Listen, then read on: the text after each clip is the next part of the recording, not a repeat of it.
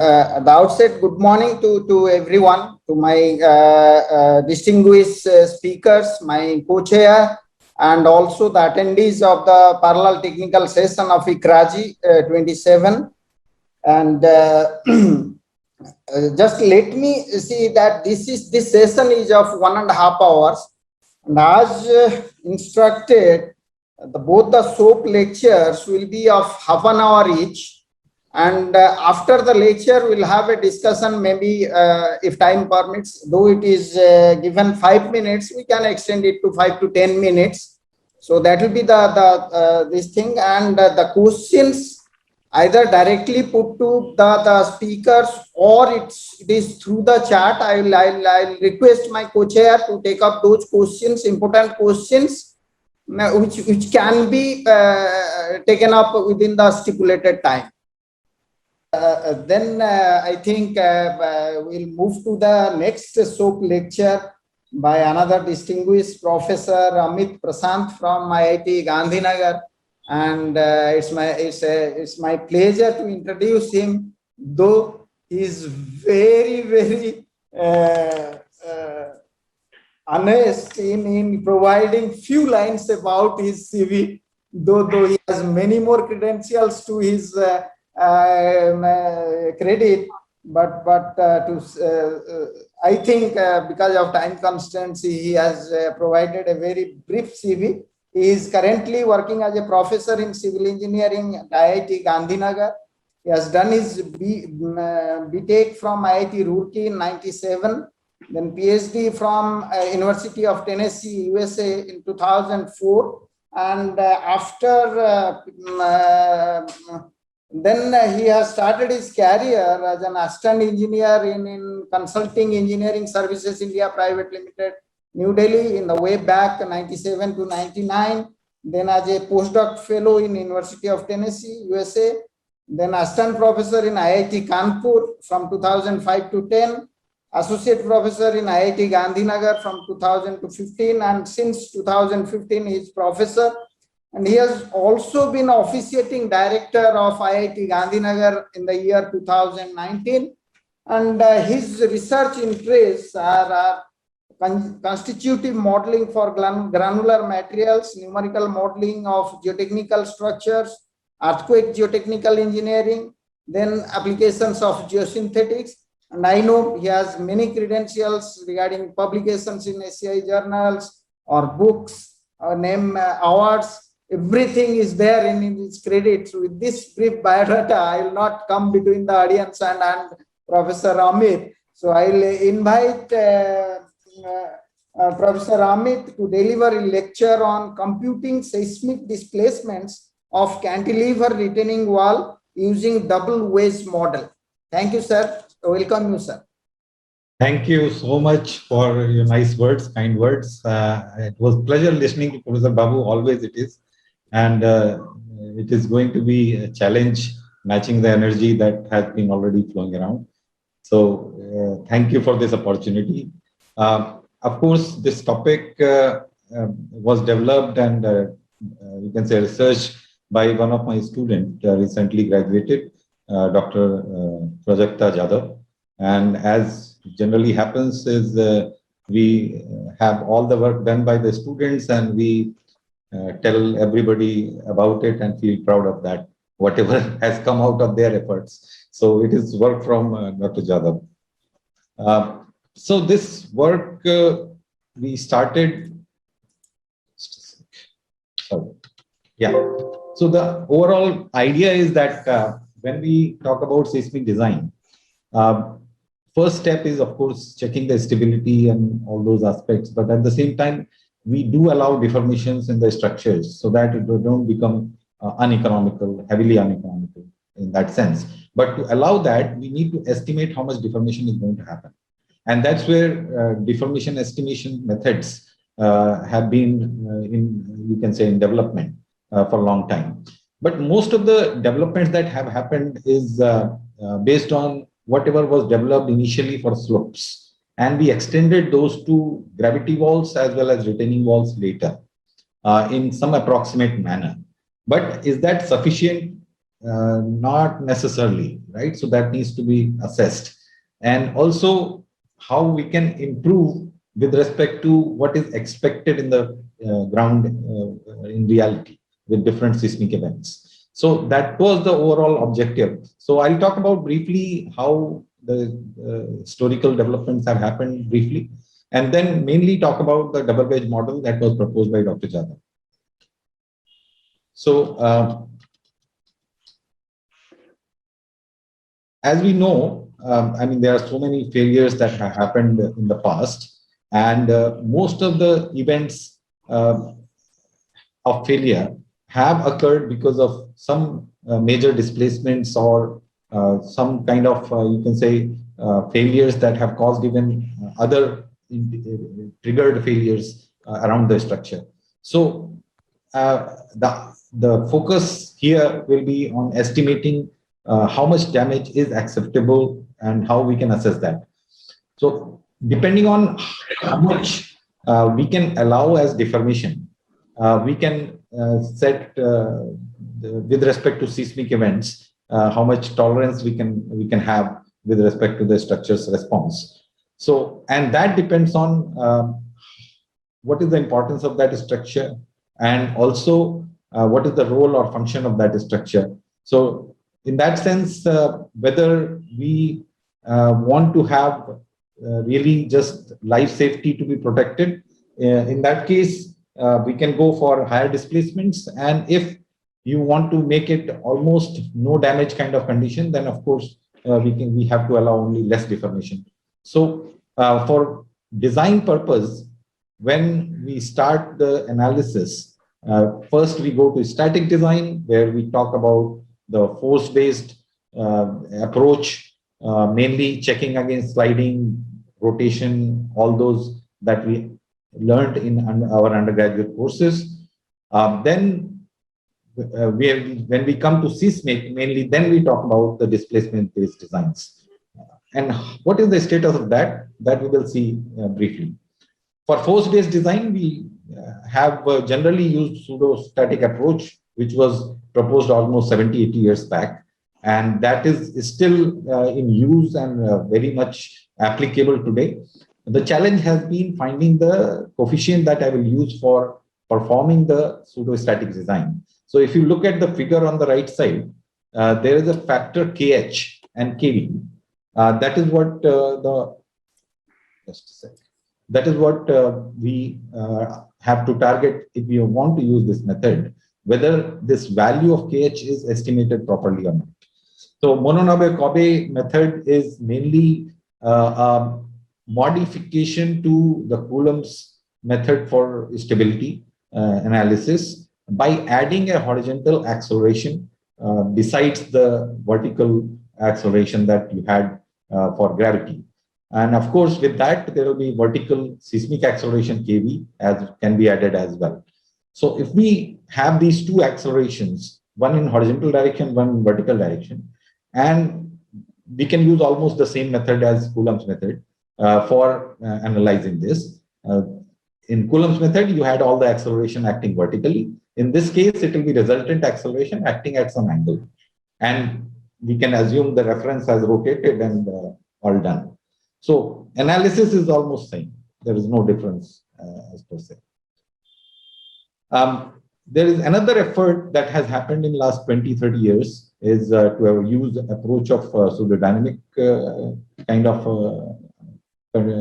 formulation. So the difference mainly is in the assumptions that are taken. In pseudostatic approach, we assume everything to be rigid and the formations are just moving along the surface. And while some assumptions are valid here, there are further, you can say, conditions that are applied with respect to how the velocity is going to vary from bottom to top. Seismic forces are going to vary in that sense. And also from the calculations, how we estimate the dynamic component of the earth pressure that will act on the wall. So there is slight difference in terms of how we treat the forces into the wall. As far as displacement and analysis is concerned, It is mainly focused on the more traditional approach of pseudostatic, converting that into what is the estimated displacement of the wall. In this Newmark sliding block analysis that was developed by for slopes initially, we had a lot of work done in last 40-50 years where we estimated what should be the KH value, which is going to be averaged value for the moving mass. As the earthquake waves move into the soil towards the top of the slope, the peak values of those waves are not going to be happening everywhere in the mass at the same time. So they will be at different times, or we can say the other way, that every point in the moving mass in the slope is going to have different acceleration values at any instant. So in that sense, there is an average sense that you are going to get. And also there is an amplification or de-amplification of the motion that is involved in the process. With that, if I assume what is the KH value that we are going to use, then I can use calculate the resisting force and driving forces as we do for Coulomb's method, and modify slightly for Mononabe to be applicable. So that is first step. And then what we do is, if we have some representative earthquake motion for that particular site, and that is one of the biggest challenge. What is the representative earthquake motion? So that is another question. But let's say we know what is the representative earthquake motion for a particular site. So from the Mononabe method, considering factor of safety to be 1, I can calculate what should be the KH value that is corresponding to that. And that we call as yield acceleration. So with that yield acceleration, with respect to that, I integrate my acceleration time history to find velocity, and then integrate that further to find displacement. So what you would see here is acceleration time history integrated to velocity time history, with the assumption that the slope is going to move only in one direction, not the reverse direction, and that will be towards downwards. And then velocity timing response is, you can say, integrated values are going to be further integrated again to find displacement with time. So this final displacement is your residual displacement that is going to be expected, and the process of evolution of that displacement is the curve that is showing. Based on these analysis and the diversity of earthquakes that can be expected, people have proposed some charts also. So based on 169 different charts, different earthquakes, there is a Franklin and Chang's, you can say, analysis that is available as a chart. And that can be used with the x-axis being n by a, where n is the yield acceleration, which depends on the geometry of the slope. And a is your PGA, peak ground acceleration. And with that, you can estimate how much the displacement is going to be. Then later, it was modified to by Richardson and Ems to gravity retaining walls. And basically, the idea is almost same. The only difference here would be the earth pressure that will be acting on the wall. So modified from slope to retaining walls with mainly gravity walls. More or less, the concept is similar, but based on the response and with different earthquake characteristics, they had proposed certain correlation, and the process to find out by iterations how much should be the, either you can find displacement for a given, you can say, peak ground acceleration and the geometry of the structure, or the other way around, you can assume certain acceptable displacement, and for that you can find out what should be the mass, etc. Yeah, finally. So that way, it is, you can say, easily extended from slopes concept to gravity wall concept. And then we have another study later by Whitman and Yao, where you can say the RE Richardson Ems design was further extended by certain assumptions to be relieved for wall and slope. Okay. And also incorporated the tilting mechanism into the partly into the system. For tilting mechanism, or you can say rotational You stability, can do just we know totally. in static design, we talk about overturning, you can say stability against overturning. And for considering that condition instead of you can say sliding, we can have similar formulation and define the how much rotation or calculate how much rotation is going to happen. And that formulation was given by Zhang and Steelman. And the pseudodynamic approach, I think Dipankar's work in, you can say, in IT Bombay, pseudodynamic method was, there is a lot of work he has done on this to find out how we can release some of the assumptions from the pseudostatic approach to find better estimate of the earth pressures. Going beyond that, if we talk about cantilever retaining walls in specific, which are different from the gravity walls. Why so? Because there is a soil in the back of the retaining wall, and that soil is going to have its own failure wedge, while on the other side, there is a soil that is going to, that may be part of the failure as well. And there is a distress that is possible in this zone as well. And that, whether it needs to be accounted for or not, that is the question. There are several failure modes that we talk about, and we check for one by one in force-based approach in general. When we come to displacement-based approach, then we will be mainly talking about sliding and rotation. So the conventional approach, and that is what many of the codal provisions provide you with as well, is extended Newmark's method, which is to say, I had a wall, I had a seismic event then, and then wall slides on the ground. And we take the representative earthquake motion. With the geometry of the wall known, I know the yield acceleration by performing the Monod-Kobayashi type analysis for factor of safety is equal to 1. And that similar kind of integration, what we did for slope, I can do for the retaining wall as well. The assumption here is instead of slope, there is a kind of representative gravity wall instead of cantilever wall that is in place, and which assumes a vertical, you can say, plane here, virtual vertical plane here. And this whole thing is assumed to be one unit. And that becomes like more like a gravity wall. And against that, there is a backfill, and that backfill is going to have failure only. So that is the assumption in most of the codal provisions today. And most of the methods that were available until now, I think, were making such assumptions. But when we had some experimental studies done, we had observed that the failure is not so similar to what we assume in codes in general. So failure is more like this, what you see here, as a V-shaped wedge. And that will have a lot of different kind of energy dissipation in the back of the wall. And also stability force and the force distribution will be very different from what we have assumed according to the, you can say, approximate method, ad hoc method that we had. And there are several studies that are available for this purpose. So based on this, we had come up with this double wedge model instead of single failure wedge model.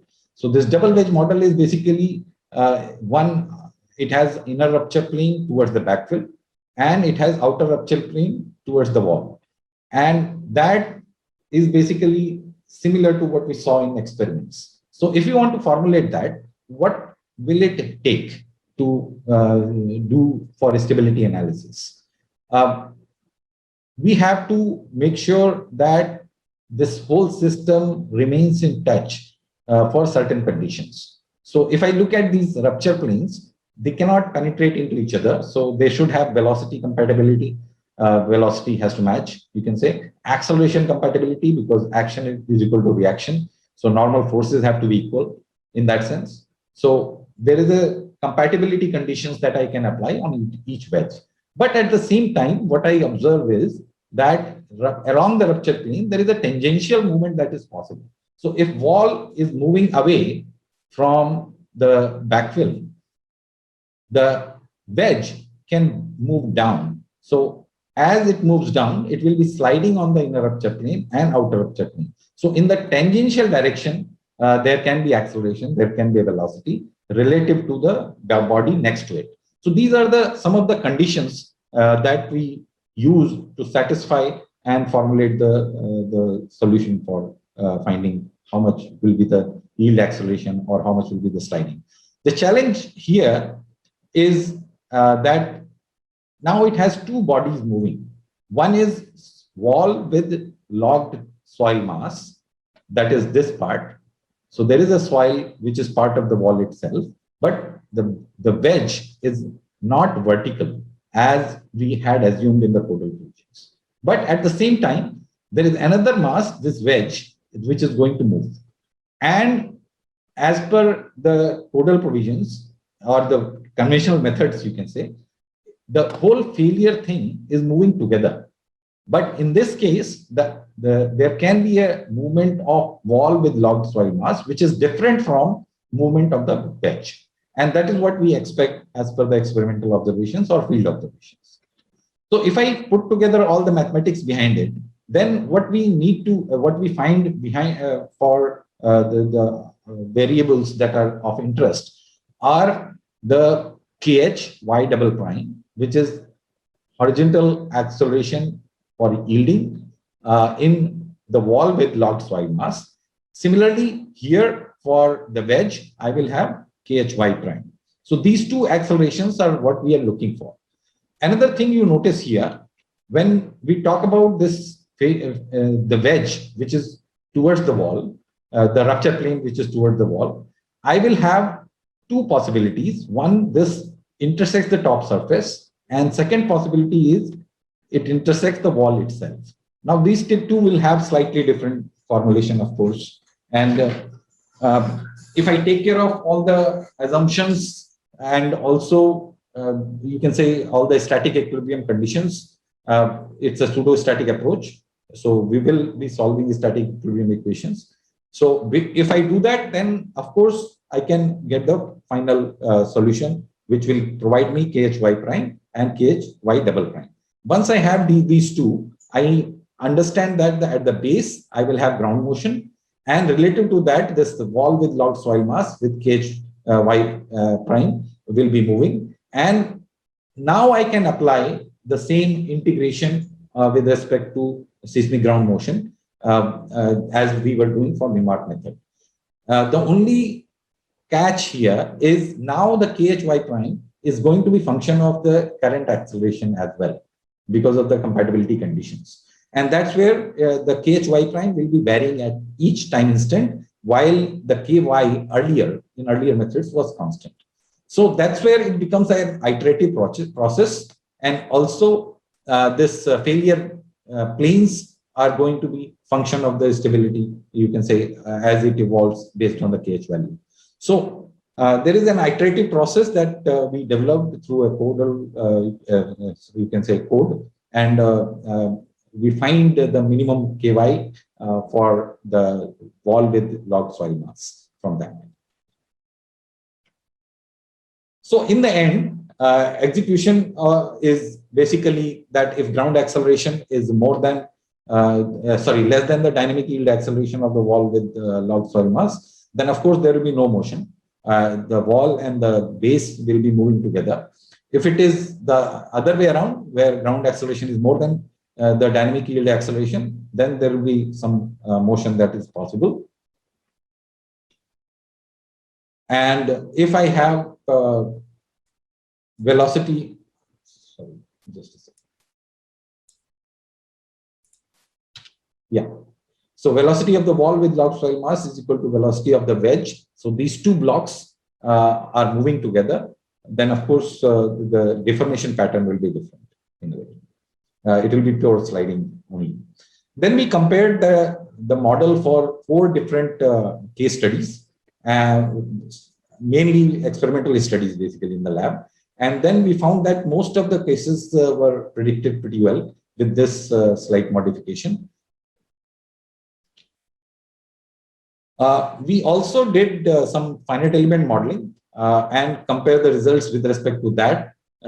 So for different earthquake motions, how the response is going to be. Now, in this process, we look at the displacement in 4 components. One is delta 1, which is with respect to the free field motion itself, as it happens at the ground. Delta 2 is mainly sliding. Delta 3 is rotational, incorporated in the overall displacement. And delta 4 includes the bending part of the wall height, you can say stem. So delta 2 is what we calculated from the double wedge model. But overall displacement is what we are targeting. So eventually delta 3, which includes rotational, has to be predicted as well. So by performing several analyses for a few earthquake cases, we can find that. So first we validated the FEM model that we developed and then performed the analysis for different foundation conditions. And then we realized that actually, if we mainly focus on the type C soil or type D soil, if soil is very soft, probably we are going to have ground improvement there, or some other arrangement which will provide sufficiently strong foundation. If we have very rock type condition, there is no major difference with respect to C anyway. So in that sense, we focused on normal soil conditions as expected in type C soil. For 2 different heights, we analyzed, and after the analysis, when we apply the pseudo-static methods, what we find is that there is an interface effect at the base that has to be still taken care of. So for that purpose, we proposed this base friction angle with the friction angle of soil to be varying depending on the displacement that has happened at the interface. That has been found based on several finite element analysis that have been done and corresponding double wedge analysis that were done. So with this kind of interface effect incorporated, the double wedge model predictions improve further. And the comparison is shown here with the FEM model here, double wedge model here, and the difference between those two. And here you can say with incorporating this effect, if we do that, what is the difference? Then we have another case where we apply shear keys as well below the walls. And of course, with shear key, the sliding reduces. And we developed FE model similar to what we had for without shear key. And validated the model with the experimental studies that are available from Ortiz. And in that process, we also looked at what should be the preferred location of the shear key. And to our conclusion, we found that if we provide at the heel end, it is better. In that sense, for seismic event at least, seismic point of view. So that way we analyzed from finite element and found what kind of failure mechanism that can develop below. And for that, we developed the analytical model and extended the double wedge model for that condition with passive resistance being provided in this region here below the wall. And for that, the formulation similar to what we had seen earlier, we could get KHY prime for the wall with log mass and similar kind of interface effect incorporated for depending on the PGA, the displacement value is going to change, and corresponding to that, the effect of mobilized friction is going to change, you can say. So with that incorporated, we predicted the response, and of course, the overall response was pretty good compared to any method that is available earlier. With that, we correlated for the rotational displacements with around the 144 analysis, FEM analysis compared with you can say the analytical methods, and we proposed residual displacement factors, different displacement factors for finding residual displacement or peak displacement and peak rotational displacement as well, so with and without shear key. So these factors can be directly used to find rotational displacement peak or residual value based on the sliding displacement that we calculate from double wedge model. So that way it becomes a simple analysis once you have sliding displacement in hand based on the, you can say, assumed earthquake motion at a particular site. We can then use that motion to calculate sliding displacement and use these displacement factors to find overall displacement of the wall. With that, I can also find based on how much rotational or sliding displacement happened, we can also find how much subsidence will happen at the top of the wall. And that can be a tool to assess how much damage I can expect in the road or anything that I have on the top of the retaining structure. So that we can, in a way, have some confidence in what is the estimated displacement under seismic event and how much damage I can expect out of that. So that is the overall study. I will stop there, and probably if there are a couple of questions, I will be happy to answer.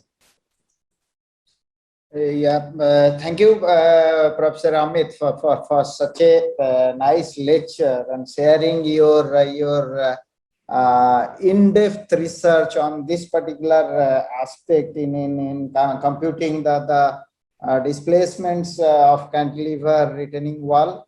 And in your lecture, you have explained the classical models, and then slowly developing your own model and methodology on calculating the translational as well as rotational displacement of the cantilever retaining wall, and how to go about the pseudostatic design or force-based design, and then seismic design, which is displacement-based design.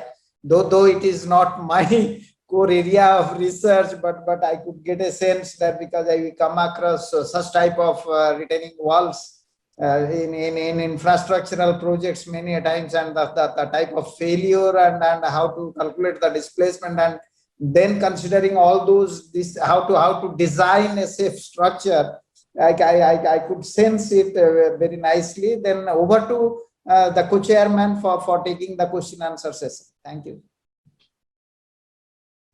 Yeah, thank you, sir.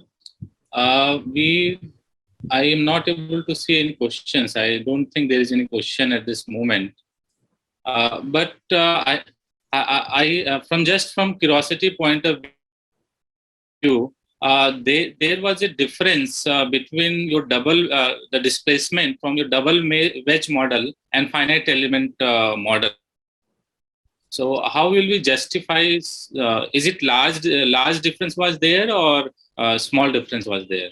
So there will be always some difference with respect to assumption of rigid block analysis that we do in any analytical model, right?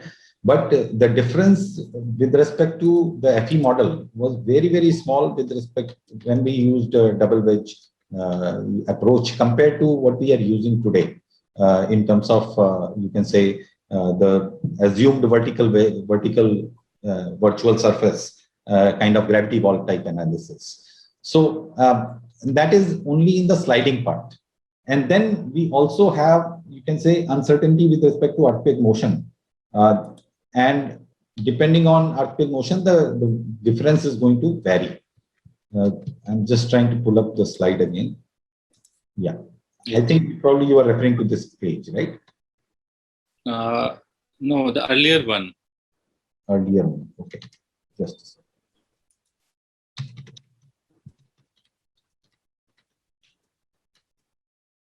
So this is the first one. No, there was a table for comparison of displacement from FE model and double wedge model.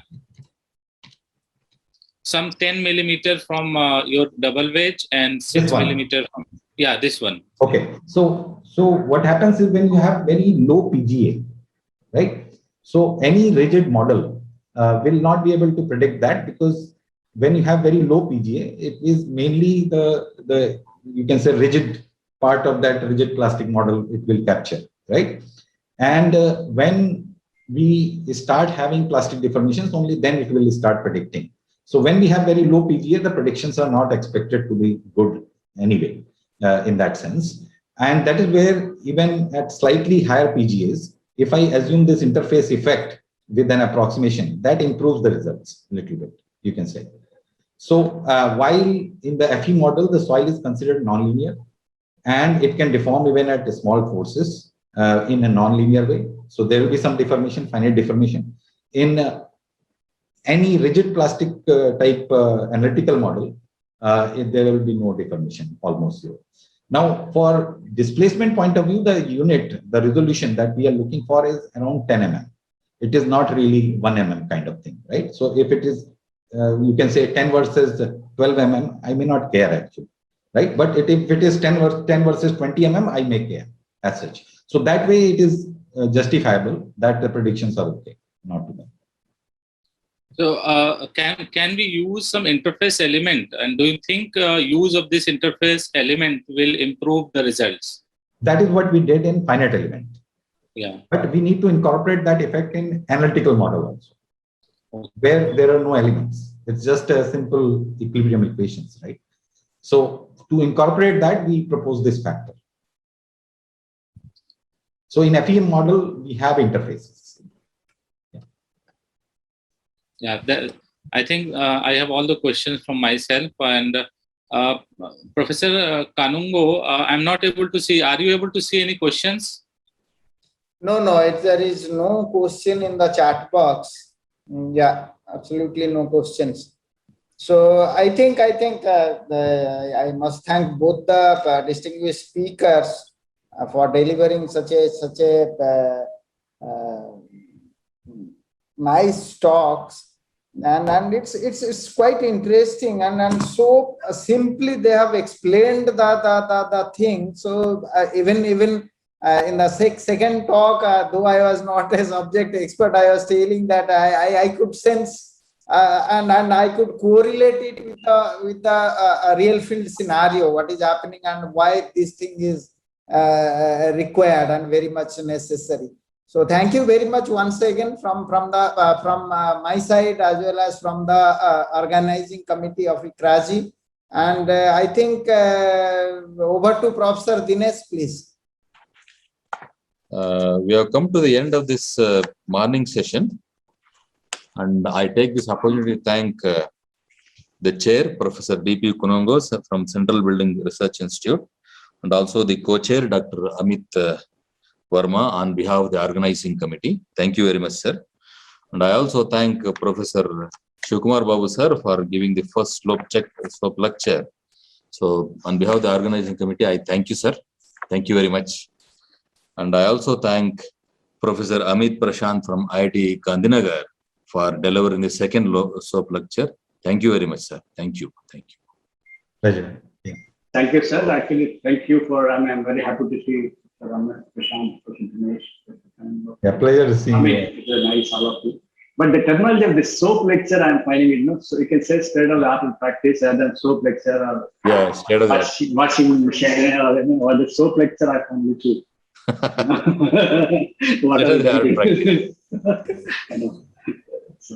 Okay, sir. Thank you very much, sir. Thank you, sir. Thank you. Bye. Thank you so much.